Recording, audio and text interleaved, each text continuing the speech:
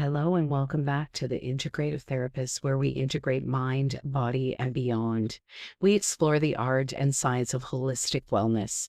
I'm your host, Julie, an integrative therapist who is passionate about helping you cultivate a life that feels aligned, intentional, and fulfilling for you. Throughout the podcast, we dive into meaningful conversations about mental health, personal growth, and the powerful connection between the mind, the body, and the spirit. Just a gentle reminder that these resources shared in the podcast are for educational and self-help purposes only. They are certainly not a substitute for professional therapy, counseling, and/or medical advice. Everyone's journey is unique, so please explore what feels most supportive for you. And if you're experiencing distress, please reach out to a qualified mental health professional in your area. You are not alone, and help is available. All right, before we dive into today's episode, let's take a gentle moment to revisit where we left off last week. In our last episode, we talked about breaking the people-pleasing pattern, how so many of us learn to keep the peace outside, even when it cost us our peace inside. We explored how people-pleasing is not just a personality quirk, but it's often a survival response, a strategy shaped by early relationships and nervous system patterns. We also talked about how this pattern can lead to chronic self-abandonment, emotional exhaustion, and a deep disconnection from our own needs and our own truth.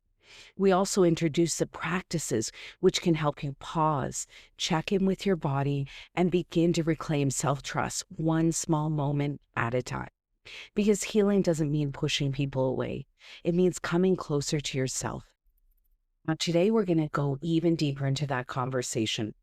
We're going to be talking about boundaries that honor your healing and moving from people-pleasing to self-connection. Because once we begin to untangle from people-pleasing, the question becomes, how do I actually set and hold boundaries without guilt, fear, or shutting down? And how do I create space for my needs, my truth, and my nervous system to finally feel safe in my world? This episode is an invitation to explore boundaries, not as something that pushes others away, but as a practice of coming closer to yourself, of creating safety inside and out. So before we dive in, let's take a moment to arrive in the space together, making sure you're in a safe spot to do so.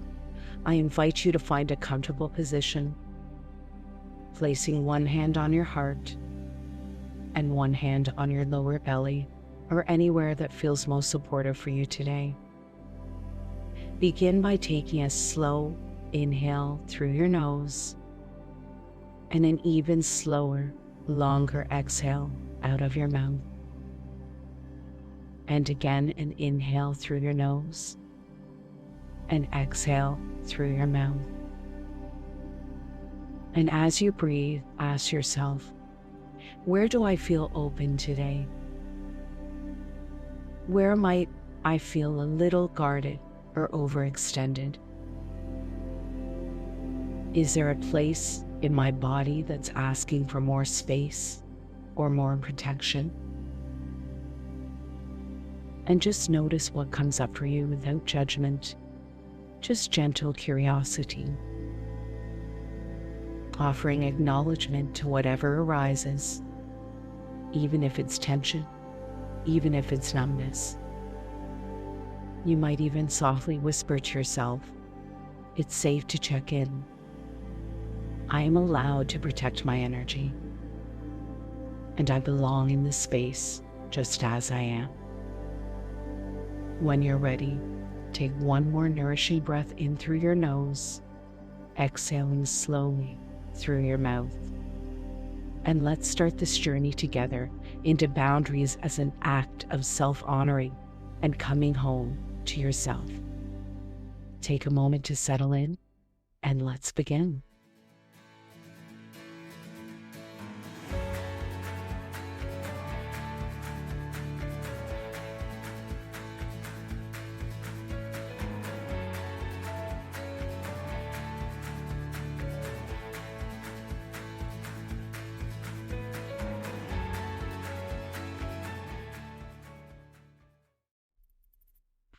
So let's begin the conversation by clearing up a common misunderstanding.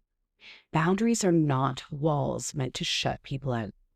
They're not punishments, ultimatums, or acts of selfishness. And they're definitely not signs that you're cold, distant, or unloving. Instead, boundaries are invitations to stay connected to yourself while staying connected to others. They're like bridges, strong, clear, supportive structures that allow true connection to flow both ways without losing yourself in the process. A boundary is not saying, I don't care about you. It's saying, I care about both of us, and this is how I can stay true to myself while being in a relationship with you. Boundaries are not rigid, fixed lines meant to keep everyone away. They're living, breathing expressions of self-respect and self-awareness. They help you define what's okay and what's not okay, not as a way of creating separation, but as a way of creating safety. Boundaries are necessary for us. They're necessary for inner safety and self-trust. So you can build an internal foundation that says, I've got me no matter what's happening around you. They also are necessary for our energetic protection. So you can discern what's yours to carry and what you can lovingly release. They also are necessary for authentic self-expression. So you can speak and live your truth without constant self-editing or performing. They also create freedom from chronic guilt, so you can say no without spiraling into shame and say yes from a place of true alignment. And finally, they create space for joy and for rest. So life isn't just about managing others' needs, but about actually experiencing your own aliveness and your own desires. When we reframe boundaries this way, they stop being about rejection and start being about protection. They're not about pushing love away. They're about making space for true connections, starting with yourself. So as we move forward, I invite you to soften any old stories that say boundaries are selfish or mean. Instead, imagine them as a sacred agreement between you and your deepest self. Agreements that say, I am allowed to take up space. I am allowed to be honest with others. And I am allowed to protect my peace. Let's keep that in our hearts as we continue. So if you've struggled to set boundaries, it might not be because you lack willpower. It might be because your early relationships taught you that love was conditional, that many of us learned to equate love with self-abandonment. So to be chosen, we believe we had to be agreeable, we had to be easy, or we had to be endlessly accommodating. And over time, our nervous system wired safety to mean self-sacrifice. So from an attachment perspective, we have internalized the message that our needs, our emotions, or our differences were just too much or not enough to keep us close to those that we depended on. In those formative years, we often learn to merge with others' expectations. We learn to quiet our own voices or shapeshift to maintain that connection. These weren't conscious choices.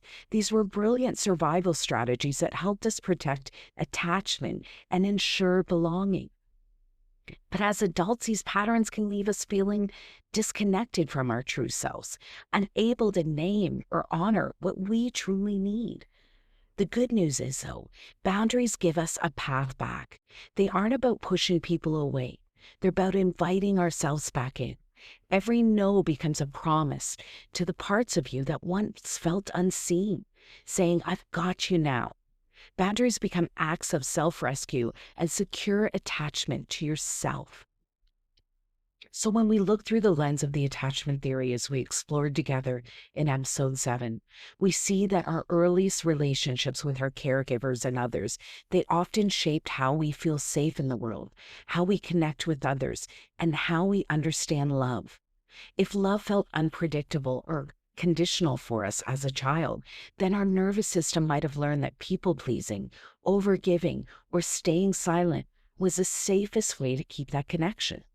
But here's the truth. Those patterns were protective for us, and they were certainly not personal failures, and they were not fixed destinies.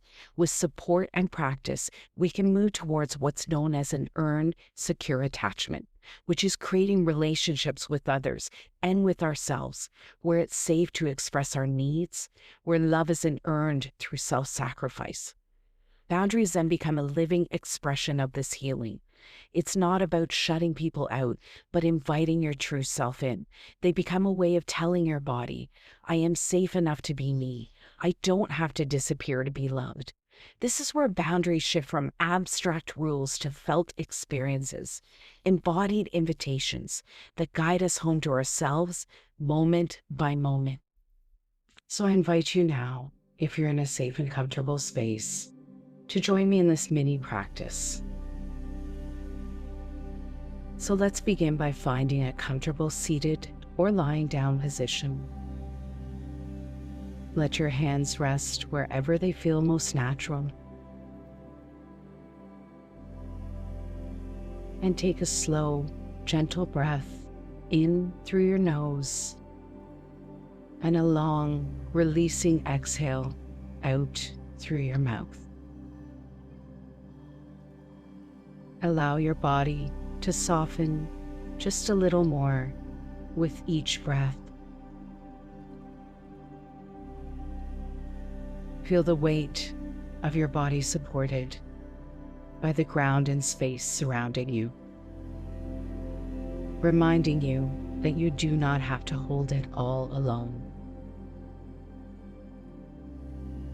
Now imagine there is a warm, gentle light at the center of your chest. Your true self, the part of you that has always been there, even beneath all the layers of pleasing and proving. See this light begin to grow, softly filling your chest, your belly, your shoulders. And with each inhale, imagine this light expanding, claiming a bit more space inside you. With each exhale, feel yourself releasing old stories of needing to shrink or shapeshift to be loved. And as this light grows, sense it creating a gentle boundary around you. Not a hard wall, but a soft, loving container. It's a space that is yours, a space where you're allowed to exist fully, exactly as you are. And you might softly say to yourself, I belong here. I am safe to take up space. I no longer have to abandon myself to be loved. Feel into this inner container, strong yet soft, protective yet open. Know that each time you say no or honor your needs, you are tending to this inner light, strengthening your connection to your true self. I invite you to take one more deep, nourishing breath in and a long, gentle breath out. And when you're ready, slowly bringing your awareness back to the space around you, carrying this felt sense of your inner sanctuary with you. Let's continue with the podcast. So setting boundaries is not just about saying no or making lists of what we will or won't accept. It's actually a nervous system intervention. Boundaries speak directly to our body's deep need for safety and for predictability, because boundaries create predictability. When we know what's okay and what's not okay, our nervous system can respond accordingly, and it doesn't have to always scan our environment and stay on guard. Boundaries also offer us a sense of agency, because when we can choose our limits, those signal to our body, I am not helpless. I can protect myself. They also promote co-regulation. Clear boundaries foster safer, more attuned relationships where our connection doesn't require self-abandonment. And finally, they reinforce interoception. They tune into our body's inner yes and no, and that helps us rebuild our body trust, which is a core part of our healing in our trauma. So every time you say, I'm not available for that right now, or this doesn't feel okay to me, you're not being difficult. You're actually teaching your nervous system that it no longer has to brace, freeze, or fawn to stay safe. So when we talk about survival physiology, we're referring to the automatic ways our body reacts when it senses a threat, even if the threat is emotional rather than physical. These responses can include our fight feeling, that urge to argue, defend, or push away strongly, that flight feeling, our urge to want to escape, avoid, or withdraw quickly, that freeze feeling, that feeling of being stuck, numb, or simply shut down, and that fawn feeling, where we feel that we have to over-accommodate, people please, or prioritize other people's needs to keep the peace.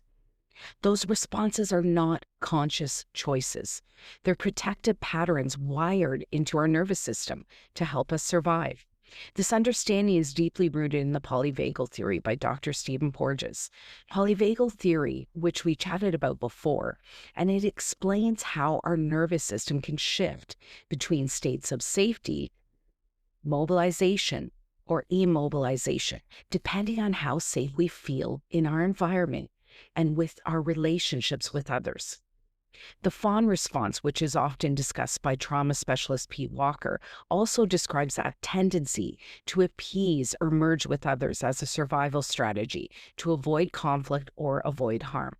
So when we begin to set boundaries, when we begin to honor our needs, when we begin to choose self-connection, we signal to our nervous system, it is safe now. I can be present. I don't have to fight. I don't have to flee the situation. I don't have to freeze or fawn to stay connected and protected. This is how we move out of that survival physiology, out of that constant state of hypervigilance or shutdown, and into the states of presence, connection, and empowerment. In these states, we feel grounded, we feel authentic, and we feel able to engage with life from a place of wholeness rather than defense. So not all boundaries are spoken aloud. Some are physical, some are energetic, some are felt in your gut before they ever reach your voice. Each one is valid, and each one plays a role in restoring your sense of safety, your agency, and your inner alignment. Understanding the different kinds of boundaries can help you name what's missing, strengthen what's needed, and build a life where your truth has room to breathe. So let's explore them a bit further. We're going to begin with one of the most essential type of boundaries. That is the physical boundaries. This is where we say, my body is my home, and I get to decide who enters it. So take that in for a moment. Your body is not public property. It's sacred, it's yours, and it's worthy of care, protection, and respect. We set physical boundaries to protect our personal space, to honor our comfort with touch, and to feel safe in our skin. These boundaries remind us that we don't owe access to our bodies ever. So some signs that you might need to set a physical boundary could look like you feel tension or discomfort when someone stands a little too close to you. You feel a strong urge to withdraw or isolate after any type of physical contact. Perhaps you feel a sense of dread or anxiety before certain social or physical interactions. And you may struggle to say no to hugs, handshakes, or a physical touch even when you want to. You may also notice resentment building after people cross into your personal space. So setting a physical boundary might sound like, I appreciate you, but I do need a little space for myself at this moment. Let's now move into some different tips that can allow you to set and hold physical boundaries. So one is start small. low stakes situations. You want to just slowly build your confidence. That might look like you might begin by telling a close friend, you know what, I'd rather sit on this side of the couch today, rather than starting with a bigger boundary with someone who might feel a little bit more challenging. You also want to make sure to use clear, direct language. Keep it simple but kind. So, an example might look like, you know what, I'm not up for a hug right now, but I'm happy to chat with you, instead of going into that over explaining of why and or apologizing. You also might practice by saying your boundary aloud beforehand, even in front of a mirror. So maybe stand in front of a mirror and practice saying, I need some personal space right now. So it just feels more natural when you might need it in a real life situation. You also want to try pairing your words with supportive body language. For instance, stepping back slightly, opening your palms. So that might look like as you say to someone, please give me a little more room. You can also step back gently at the same time and keep your hands relaxed to signal openness rather than defensiveness. And you might want to notice and honor the signals that your is saying to you. That might look like tension, tightness, or ease. These are all different clues that your body's relaying to you.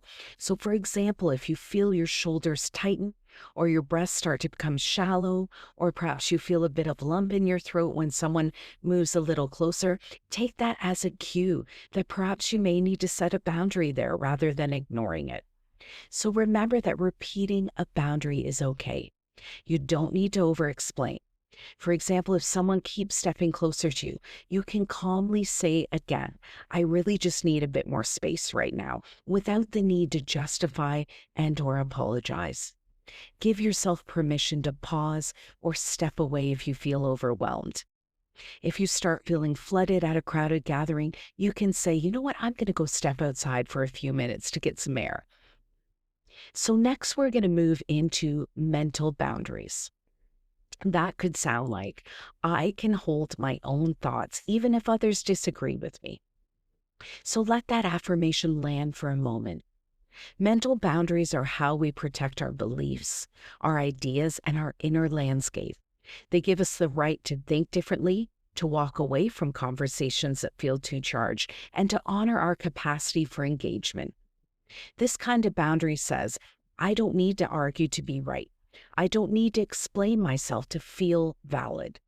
So signs that you might need to set up a mental boundary might look like you feel mentally exhausted after conversations. You may even notice yourself questioning your own beliefs or losing clarity in your values. You tend to stay silent to keep the peace even when you disagree. Or perhaps you ruminate or replay debates long after the discussion ends. Mental boundary might sound like, I hear you, and I'm choosing not to engage in this discussion right now. So when it comes to setting and holding mental boundaries, some ways that you can practice that are, start by noticing when your mind feels overloaded or defensive. For example, maybe during a heated conversation, you might notice your thoughts racing or your body beginning to tense. This can often be a signal that it's time to pause or step back from the conversation. Also, give yourself permission to disengage without guilt. You could say, for example, you know what, I need to step away from this topic right now, or I'm not available for this discussion at the moment, whatever narrative makes most sense to you. You also want to practice holding space for your own beliefs without needing to convince others.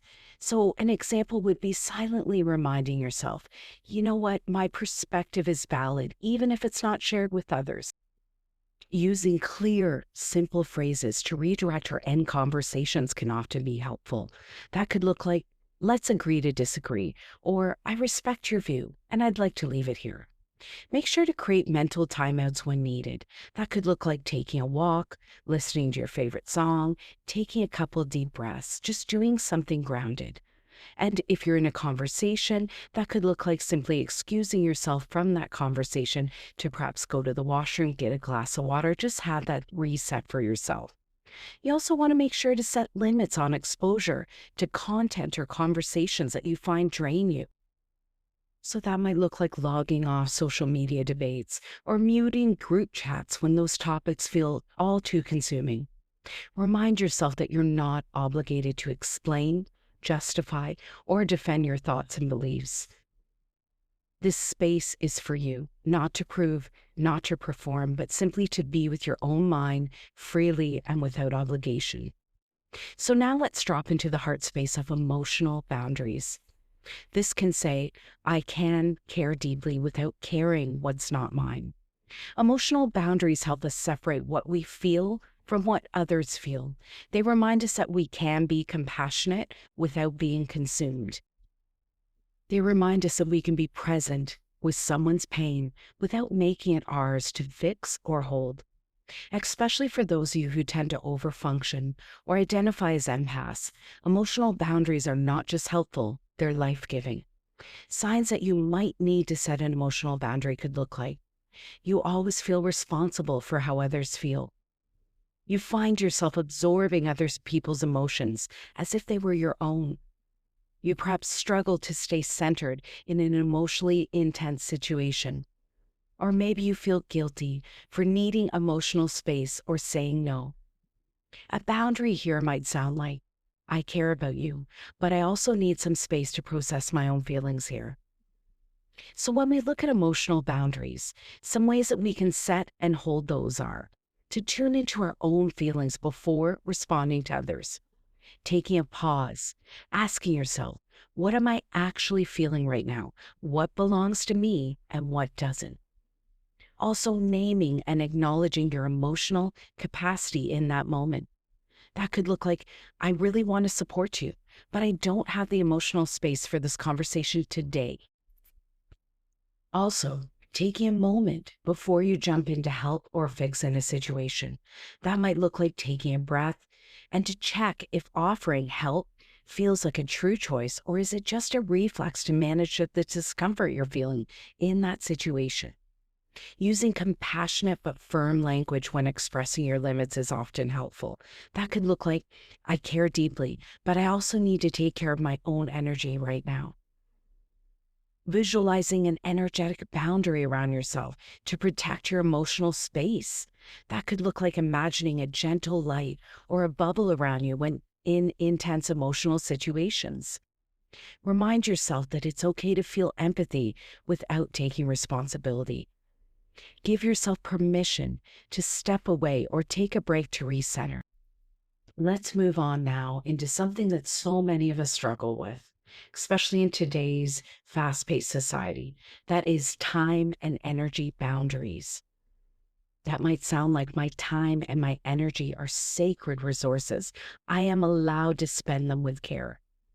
So time and energy boundaries protect your availability, your priorities, and your nervous system capacity. They remind you that just because something fits into your schedule doesn't mean it fits into your well-being. This type of boundary can feel tender, especially if you're used to being the reliable one, the helper, the one who always says yes. But every no spoken with intention is actually a yes to alignment, to restoration, and to self-honoring. Signs that you might need a time and energy boundary could be: you tend to say yes out of obligation and then you regret it immediately. Your calendar feels like it belongs to everyone but you. You feel constantly overextended or burnt out. You dread plans that once felt exciting because you're now depleted. So a boundary here might sound like, you know what, I'm taking some time to recharge and won't be available. And when we look at setting and holding time and energy boundaries, some ways that we can approach that is by pausing before we say yes. So that might sound like, you know what, thank you for thinking of me. Let me check my calendar and I'll get back to you. You want to start small by practicing with lower stake commitments. So you might start by declining just a casual invite instead of a major event to just build that confidence in being able to say no. Also, using simple and clear language, as we chatted about earlier, without over-explaining. So that could sound like, you know what, I'm not available that day, instead of giving a long, detailed reason why. And scheduling buffer time to protect your nervous system and your energy. Perhaps block off 30 minutes between meetings or activities so you can allow yourself time to reset. Make sure to check in with your body before agreeing to plans, asking yourself, do I feel expansive and excited for this, or do I feel tight and resentful? Honoring your yes and no equally. Remind yourself a no to them is a yes to you. Create a visual or written reminder of your priorities. Perhaps that looks like a sticky note on your desk saying, is this aligned with my energy today? Whatever that looks like to you. Let your body respond before the brain jumps in. Your inner wisdom already knows. All right, let's talk about something that touches most of us every single day, often without us even realizing it. So that is our digital boundaries. That says, I am allowed to log off, I am allowed to pause, and I am allowed to protect my peace, even from my phone. Digital boundaries help you reclaim your attention, your nervous system, and your right to presence in a world that is always switched on. They remind you that your energy isn't meant to be constantly available, scrollable, or responsive. If you've ever felt drained after too much screen time, jumpy from constant notifications, or guilty for not replying fast enough, this is your gentle invitation to pause and to check in. So signs that you might need to set a digital boundary could look like: you feel anxious when you see a notification piling up. You check messages out of guilt or pressure. You find it hard to unplug or to be fully present. And you find yourself scrolling mindlessly, but you don't feel rested or nourished afterwards. So a boundary here might sound like, you know what, I'll get back to you when I'm next online. So when we think about digital boundaries and we think about setting and holding those, some ways that we can do that are turning off our non-essential notifications. So you might want to disable alerts from group chats so you can just check them on your own time. You also might want to set designated screen-free time zones. So no phone at the dinner table or no screens after 9 p.m. Even set an alarm for yourself to remind you of this. And then turn your phone off. You also could use auto replies or status updates to communicate availability. That could look like, you know what, I'm offline and I will reply tomorrow. Moving your apps off your home screen to reduce impulsive checking can often be helpful. Placing those social apps in a separate folder where you have to take the time to intentionally access them. And it's also important to check in with your body before picking up your phone and ask yourself, am I reaching for this out of connection or out of habit or anxiety? So create some small rituals before and after screen use that allows you to reset. Perhaps that looks like taking 3 deep breaths before opening an email or social apps and after, or maybe taking a walk around the room before you open and when you close these different apps. Also, honoring your later. You don't owe instant replies to anyone. Remind yourself that pausing doesn't mean you're ignoring them. It means that you're caring for your own energy. So let's move now into something more subtle, but incredibly powerful: energetic boundaries. This could sound like, I'm allowed to release what's not mine. I'm allowed to come back to my center. So energetic boundaries are often felt more than seen. They help us discern what's ours and what we've knowingly absorbed from others, whether that be emotions, tension, even stories that we carry that don't belong to us. If you've ever walked into a room and felt heavy without knowing why, or if you've left a conversation feeling drained, even if nothing bad was said, or if you felt overwhelmed in a crowded space or found yourself holding someone else's pain like it was your own, that's your body whispering, something's off. Let's come back to us.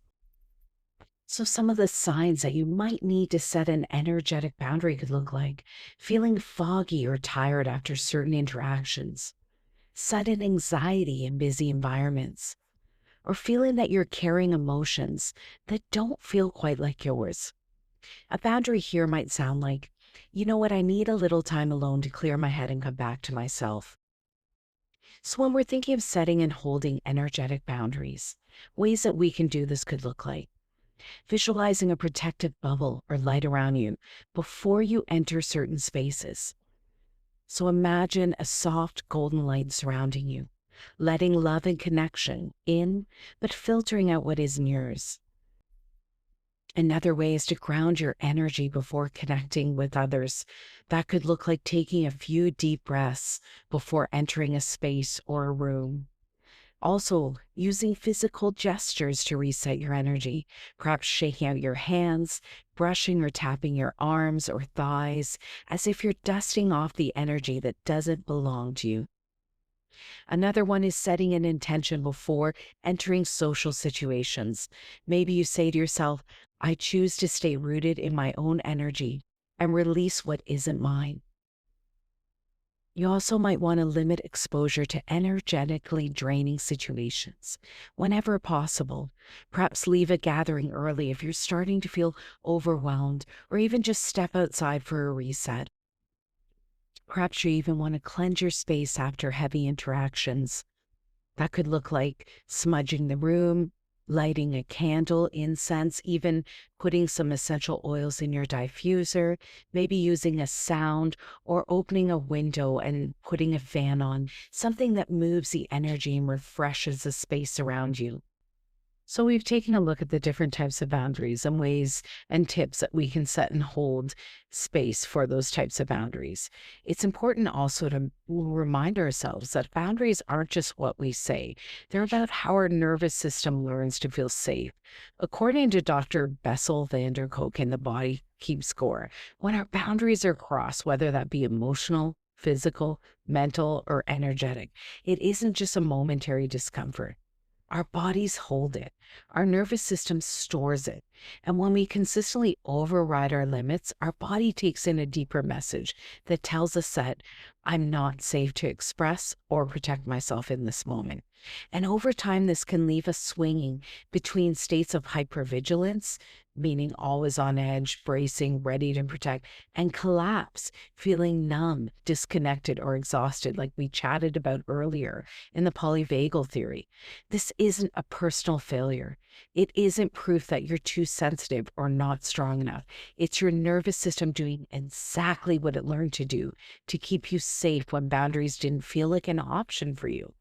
Every small moment you honor and know, every breath you take to check in with your body, every time you choose rest over obligation, you're teaching your nervous system a new story, a story that says it's safe to belong to myself. I can protect my energy here. I can be fully in this moment and still be safe. And as you move back into your day, I invite you to carry this gentle question with you. What would it feel like to belong to myself a little more today? You don't have to have all the answers or get it perfect. Every small honoring of your truth is enough. You are worthy of the safety and connection you're creating within and around you. If it feels supportive, take a moment after this episode to write down one boundary you're ready to honor this week and one gentle practice that perhaps could support that, or share it with a trusted friend who can witness your intention with kindness. Because healing often deepens our connections with ourselves and others. Remember that boundaries are not a final destination. They're a living practice. They shift and evolve as you do. Some days they'll feel clear and strong, and other days they might feel tender or hard to hold, and that's okay. You're not meant to get them perfect. You're meant to stay in a relationship with yourself. You were not born without boundaries. You may have learned to blur them to stay safe, but now it's time that you get to remember. You are allowed to protect your peace. You are allowed to rest, to say no, and to take up space.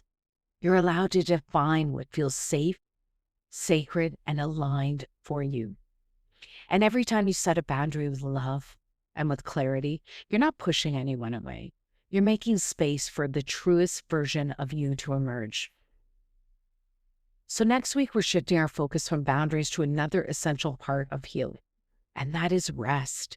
In our upcoming episode, Performing Productivity, Resting Without Guilt and Reclaiming Your Energy, we're going to explore why rest can often feel unsafe or unproductive for so many of us, and the difference between true rest and numbing or avoidance. We'll also take a look at how busyness can become an identity and a false source of self-worth.